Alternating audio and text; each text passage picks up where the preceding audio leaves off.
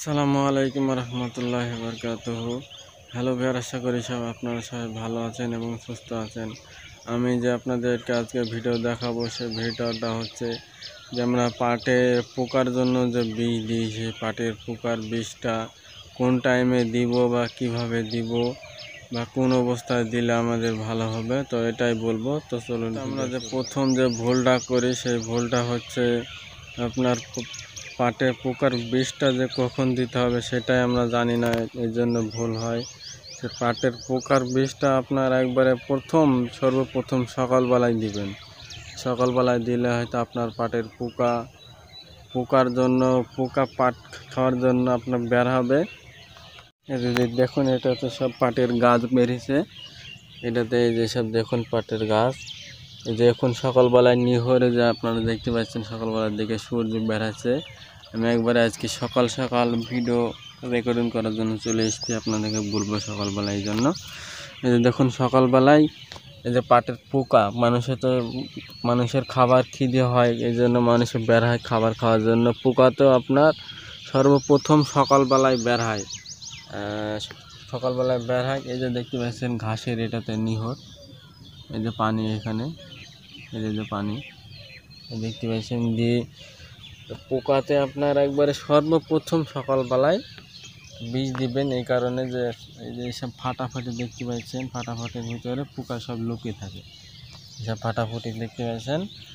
আর আপনার মানুষে বলে যে পানি হোক তারপরে বীজ দিলে কার পোকা মরবে, তো কিসের জন্য বলে এই যে আপনার এই যে এইসব ফাটাফুটির ভিতরে আপনার পোকা গালা লুকিয়ে থাকে, সেই কারণে একবারে পোকা গালা সর্বপ্রথম সকালবেলার দিকে আপনার বের হয় এবং সকালবেলার দিকে আপনার পোকার পাটা খেয়ে পোকাতে চলে যায়। তো আপনি সকালবেলার দিকে বীজ দিবেন, তো সব থেকে ভালো হবে।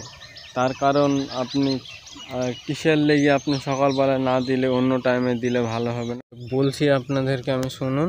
সেটা হচ্ছে এই জন্য যে একবারে সর্বপ্রথম সকালবেলায় যে সূর্যের তাপমাত্রা দেখুন কোন রকম হালকা, 25 থেকে 27 ডিগ্রি তাপমাত্রা হবে এখন সকালবেলার দিকে পোকা বের হয়। বেরিয়ে আপনার ওই পাট খাওয়ার জন্য, পাটের ইসে খাওয়ার জন্য বের হয়। সূর্যের তাপমাত্রা কম থাকে। তারপরে আপনার দিনের বেলায় আপনার 11টা-10টা বাজে, ওই টাইমে সূর্যের তাপমাত্রায় কিছু না হলেও 35 থেকে 40 ডিগ্রিতে চলে যায়। এই জন্য আপনার ওই টাইমে পোকা একচেনও বের হয় না। ওই টাইমে বীজ দিলে আপনার ভালো হবে। আমরা বীজ দিই, দুপুরবেলায় বীজ দিই, অথচ কোনো কাজ হয় না।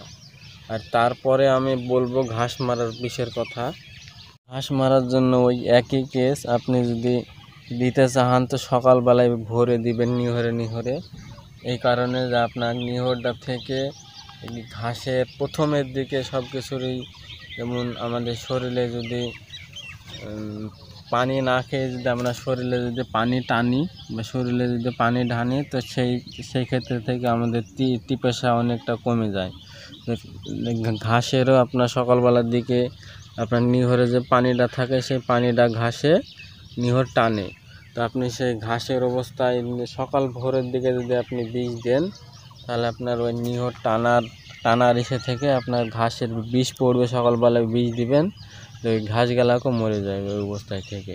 হ্যাঁ, আপনি যেখান থেকেই দেখুন না কেন এই ভিডিওতে আমি যে টিপগুলো বললাম বা যে টিপগুলো বলবো, এই টিপগুলো মেনে চলবেন, তো আপনার অবশ্যই পোকা মরবে বা ভালো হবে। সর্বপ্রথম আপনাকে বীজ দিতে হবে, সকালবেলায় বীজ দিতে হবে। আপনার যদি অতিরিক্ত পোকার যদি চাপ থাকে, আপনি পানি হওয়ার আগেই দিতে পারেন। আর দ্বিতীয়ত, আপনার যদি পাটে যদি সেচ দিয়ে যদি আপনি পোকার বীজ দেন, তাহলে আপনার পোকা মারার বিষের সাথে আপনি ঘাস মারারও বীজ দিয়ে দিবেন, ওতে আপনার ভালো কাজ হবে। তো ভিডিওটি কেমন লাগলো অবশ্যই কমেন্ট করবেন, এবং ভালো লেগে থাকলে তাহলে অবশ্যই একটি লাইক করবেন। আর আপনার যে সর্বপ্রথম আপনি যদি সকাল ভোরে যদি বীজ দিতে পারেন, তাহলে আপনার কাজ হবে, পাটের পোকা মরে যাবে।